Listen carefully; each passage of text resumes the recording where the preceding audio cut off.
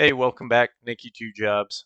So I found a few more relevant questions either being asked by recruiters or candidates about the interview process or the job of being a recruiter, and I thought it would be useful to go over them here. I hope you enjoy. If you do, please subscribe and like the channel. My goal is to get to 500 subscribers, and I appreciate you helping me do that. Let's get into it. We'll start with this question here. What comes after executive recruiter? There's several things. You can either continue as an individual contributor if you're working at an agency. A lot of times, if you are filling lots of positions, making the company a lot of money via the percentage they're taking off of your commission, you can continue as an executive recruiter, a senior executive recruiter, a principal executive recruiter. Essentially, you're doing the same thing, and in a lot of cases, you'll just be kind of gaining title, but doing the same job. There's other opportunities depending on the company, people managing while working as an individual contributor, or just people managing, trying to lift up their team of recruiters, hiring, training, making sure that everyone's hitting their goals. I wouldn't worry too much about pigeonholing yourself. There are paths to management, either managing as an individual contributor or just people management. Next, do you reply to each and every candidate on LinkedIn?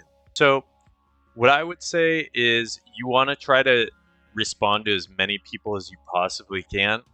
It's going to help your reputation. Depending on how many people are reaching out to you, it might not take a ton of time. That being said, there are a lot of people that are going to reach out to you about things that aren't necessarily relevant for what you're doing. So it might help to have a response that you can answer for similar questions, because if you're getting inundated with questions and you want to respond to all of them, sometimes it's going to take up your entire day. A major stigma that recruiters do get is that they ghost candidates a lot. So it does help to try to respond. Maybe you can block out some time each week to get to your messages.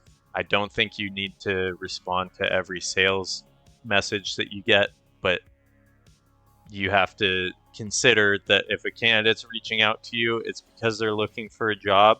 This person is looking for ways that they can source candidates. They're newer to the recruiting business. They're from a different background. And right now, what they're doing is they're mainly posting jobs on Indeed. And although they are hiring a good amount of people, they're feeling like they would need to do more in order to make the type of living they're trying to make.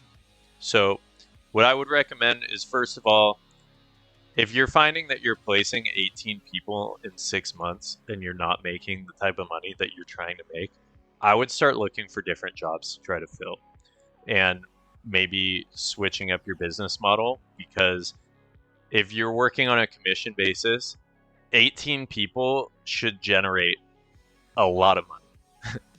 The goal usually in agency recruiting is to get at least 2 hires a month.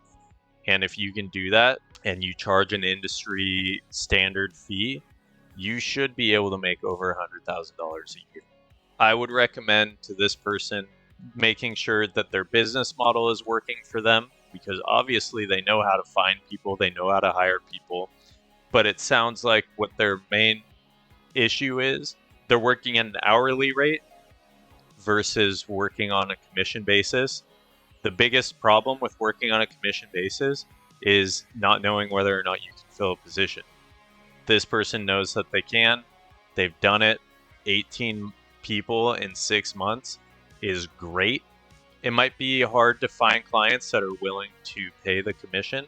However, this person clearly has a background to go off of, so they should be able to sell companies on why working with them is going to be beneficial and why it's worth paying them a commission for each candidate that they place at their companies.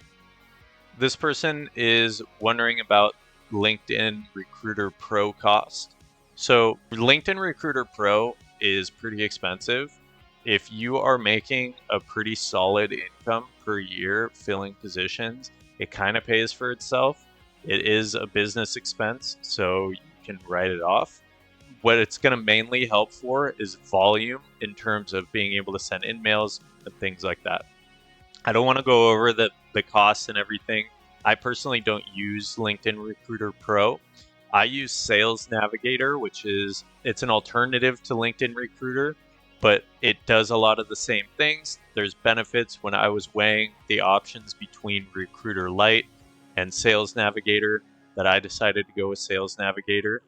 For this person, I would recommend, before going to Recruiter Pro, maybe checking out Sales Navigator, seeing if that works for them. But again, I would first see how much you actually need to use Recruiter Pro, which again is going to mainly revolve around the volume of in-mails that you want to send out and profiles that you're trying to unlock.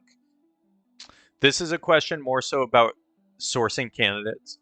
They're looking for embedded system engineers or telemetry engineers. So embedded system engineers are going to be a layer underneath folks who are building cloud architecture and things like that. And embedded system engineers are going to be just above the hardware in terms of the stack. However, there's a lot of gray area and merging of titles when it comes to firmware and embedded engineers. Most of them are working with the C++ programming language. I haven't seen a ton of folks working with Python. The main crossover, if they are looking to get into like other IT skills, would be probably infrastructure. However, embedded systems engineers are pretty specialized. So questions to ask different candidates would be more so, are you looking to get into different types of programming? Looking to start working more in firmware? Firmware would be the closest alternative to embedded. That being said, there's a lot of differences. Embedded is going to be very different from regular software engineering in terms of where they're at in the stack. So it really depends on what the candidate is interested in doing.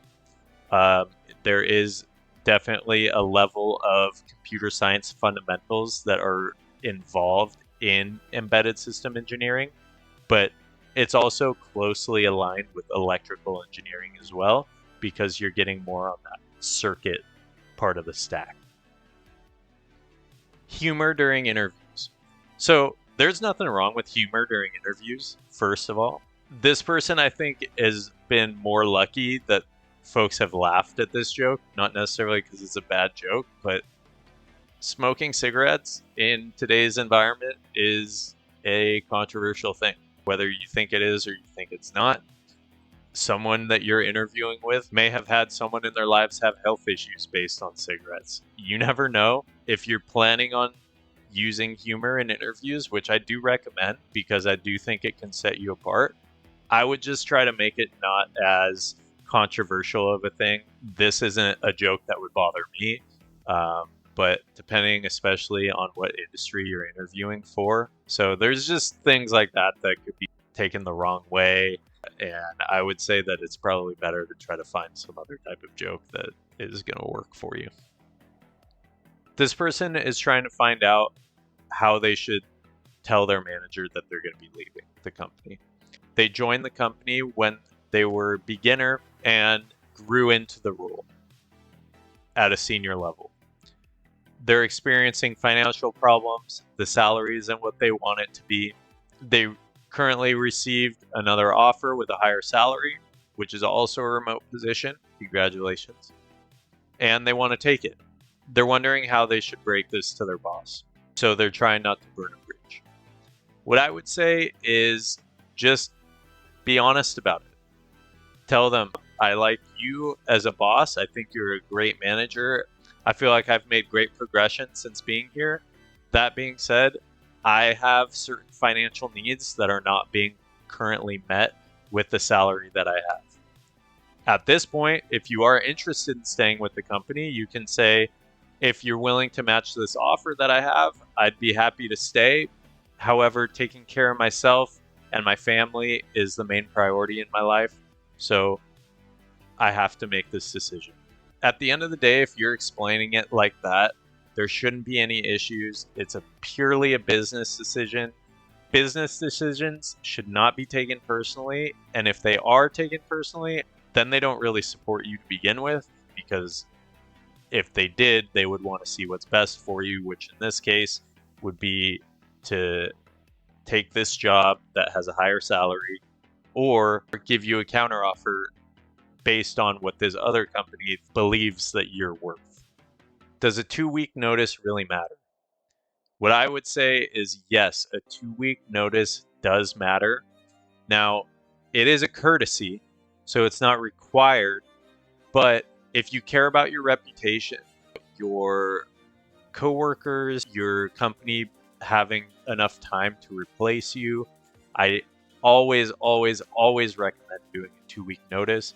Like I said, it's a courtesy, and in life we should try to be courteous. This person is wondering how they can make things easier for a recruiter when connecting with them on LinkedIn. There's nothing wrong with a message that's to the point, straightforward, informative, and is going to help shorten the process. So these have been some questions that I thought were going to be helpful to go over from new recruiters coming into the business and candidates who are trying to navigate the interview process. Hope you found this helpful. If so, there's going to be a subscribe button popping up, and I'm trying to reach 500 subscribers, so that would be a big help if you can click it. Please leave any comments of content or videos that you'd like to see. Otherwise, check out some of the other videos that I have. You might like them. And have a great rest of your day. We'll see you soon.